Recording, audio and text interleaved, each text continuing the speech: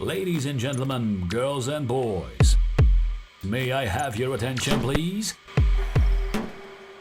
Are you ready to engage in a mind-blowing experience and hear talks about life, technology, entertainment, and business? The next episode of HIPTHER Talks starts in 10, 9, 8, 7, 6, 5, 4, 3, 2, 1, go.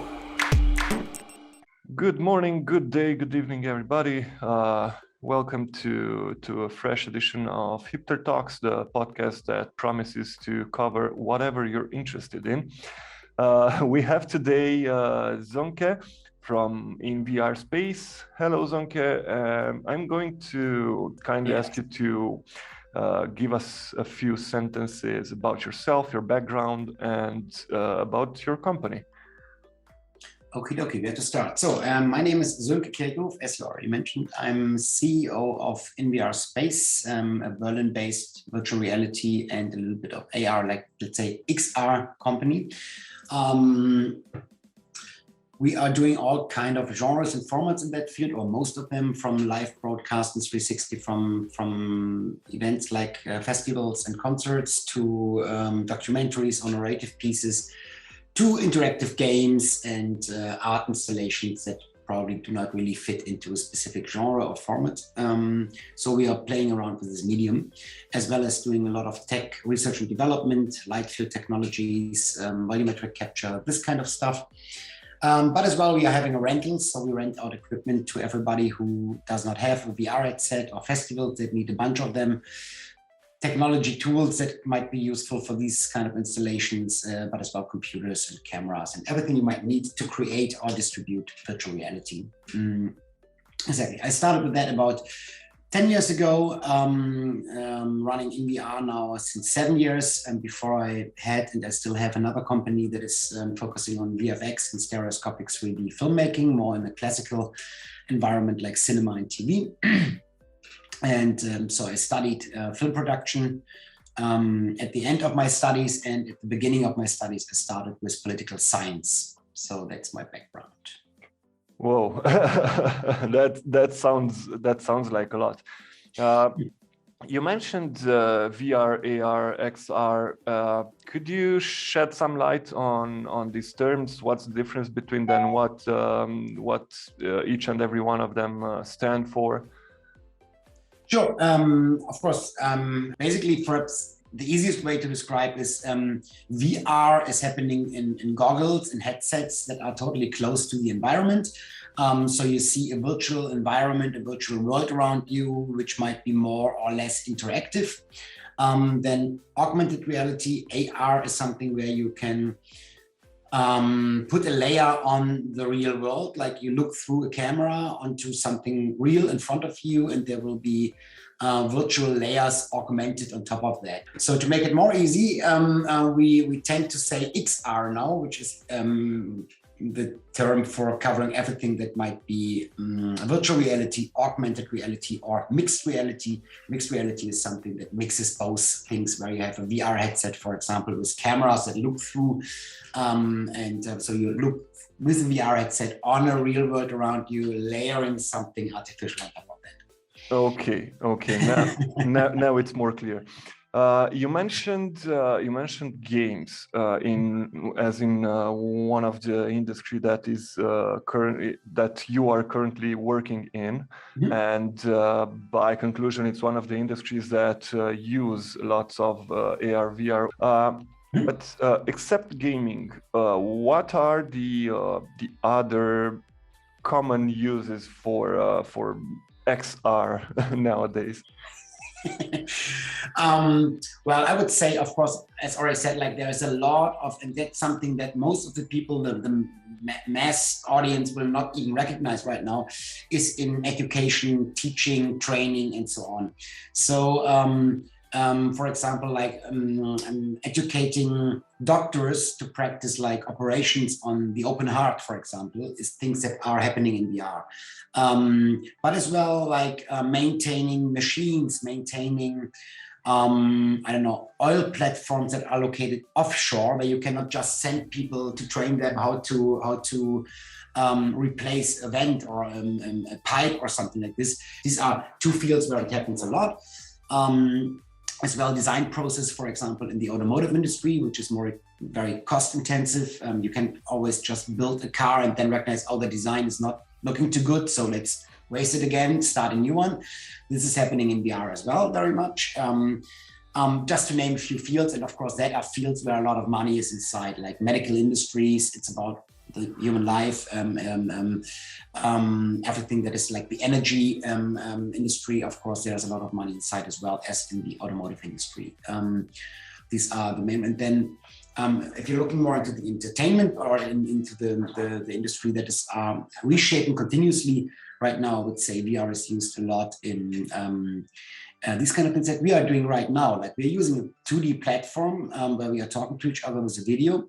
In VR, you will find more and more platforms that, which one of them is developed by us, where you can meet together with avatars, you can socialize, you can go to like kind of conference where you can listen to keynotes of other people, live stream into the platform, but you can even experience virtual reality content inside the virtual reality platforms. So this is kind of a completely new world that opened up as well, fueled by the pandemic, because people looked more into platforms and then they recognized, oh, we can meet in VR. So a little bit more of a social impact given than in the 2D video call, and experience what we normally would have experienced on location with all the VR experiences and films and whatever is there. So when we say the usage of XR in medicine, if we are imagining, most people understand that the XR is used to learn something that is medicine related, but that alone is the usage of XR in education. And I was wondering, what would it take? What needs to be done to actually say that XR is used in medicine or automotive or? Right. So for medicine, I would say if it's really used for treatment of patients, that's what you're referring to. Or like for example, automotive industry, to really use like a VR headset while driving a car, for example. Okay, that's happening as well. It's very, very first steps. Like for example, there is a startup that was created out of Audi, for example. That invented a system where the VR system is connected to the computers in the car that tells the VR headset if someone is steering to the left or to the right, or if it's accelerating or braking.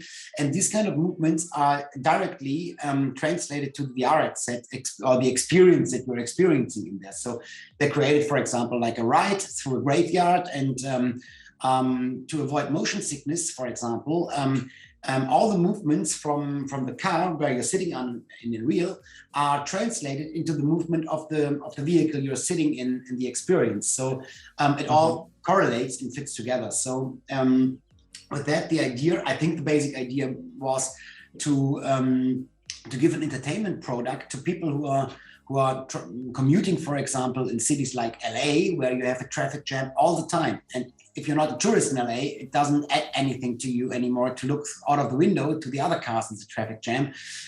Same applies for medical purpose. For example, we did projects with companies that are giving long-term injections for patients.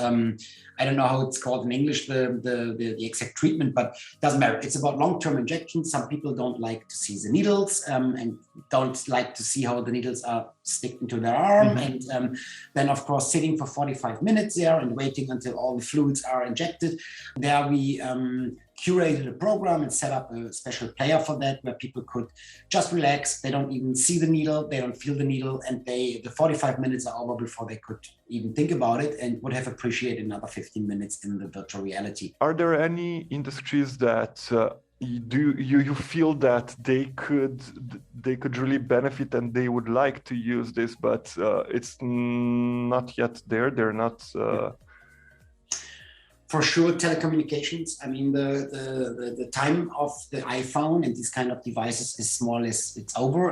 People are already considering that. Apple already started to to stop the iPhone as a product because they are working on their own VR headset. The VR headset and the AR headset, as we know them right now, is definitely an intermediate. And as we've seen, Facebook collaborated with Ray-Ban and released, as Bose did before, a properly designed Ray-Ban shaped glass.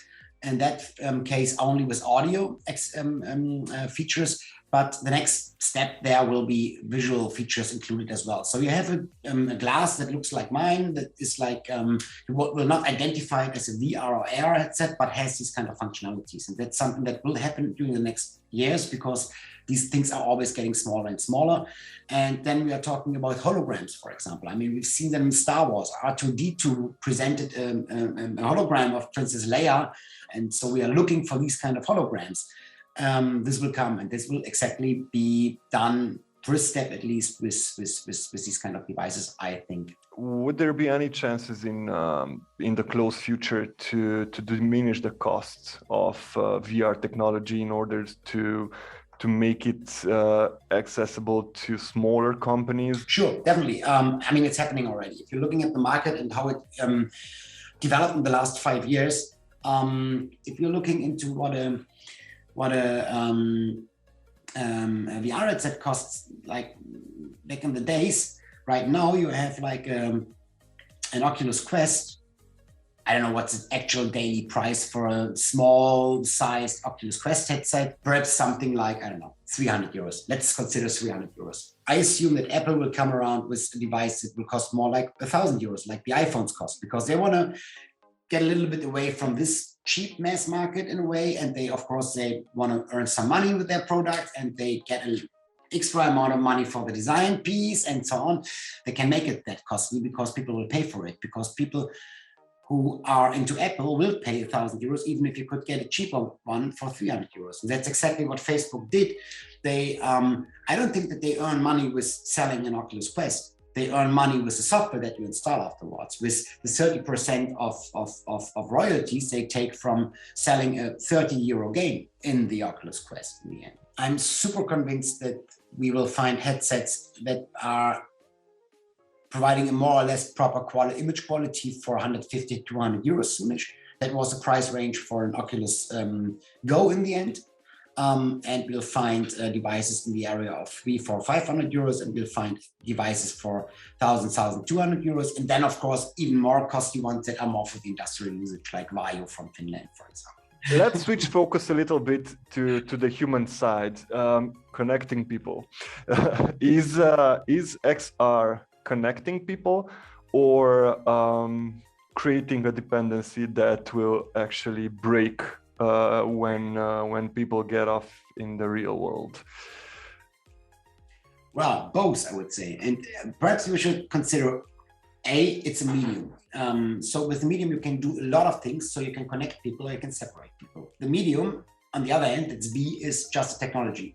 VR doesn't do anything. We human beings do something with that medium in this or that way. We can do very good things with that medium, and we can do the most ridiculous, stupid things with that medium.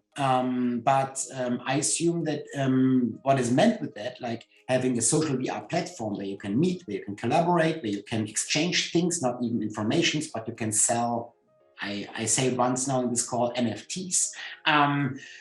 Of course, it can be a very social technology as well, and there is social medium as well to connect people. Mm-hmm. I see. Is there the possibility to have full immersive experiences in the next couple of 5-10 years? Is it a tangible reality?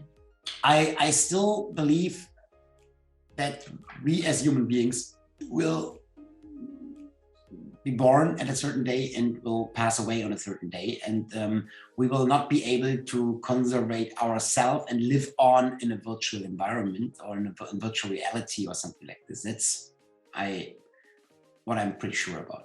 Perhaps that answer is partially in a way. Yeah. Okay, then if we are to stick to the current situation, could you tell me, let's say, 3 pros, three cons that nowadays XR is presenting? Three pros and three cons. Where do I start?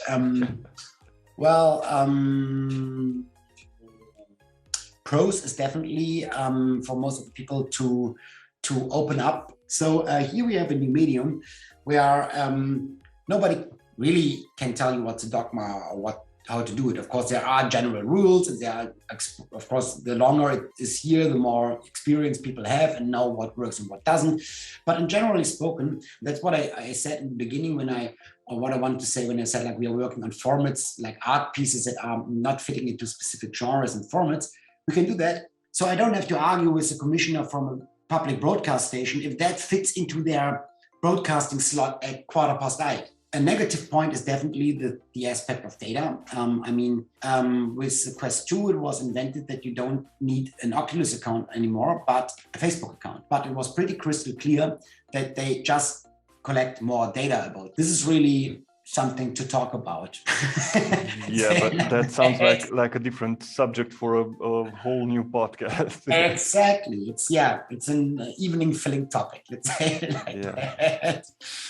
So I think that's already three cons in one, right? Yeah, basically, yeah. We're cutting it close to the end. I want to thank you, Sönke, for joining us. I want to thank all our subscribers, our listeners for tuning in. And as I opened this podcast, I'm going to give you the honor of closing it. One sentence of what is XR to you? Exciting. XR sighting. No, really, it is exciting because it's a new world. We can do so much in there.